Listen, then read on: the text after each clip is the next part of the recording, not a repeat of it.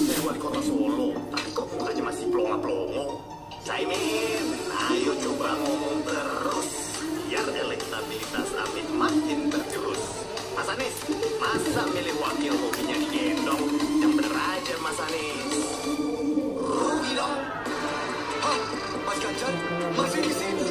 Rakyat juga tahu pemilu sekarang tentang saya dan orangnya. Orang yang apapun masalahnya, solusinya makanan gratis. Karena dia sudah terlalu tua untuk berpikir kritis. Maaf kepada tim 01 dan tim 03 kalau saya terlalu keras. Tapi kalian juga jangan lupa minta maaf sama korban politik identitas.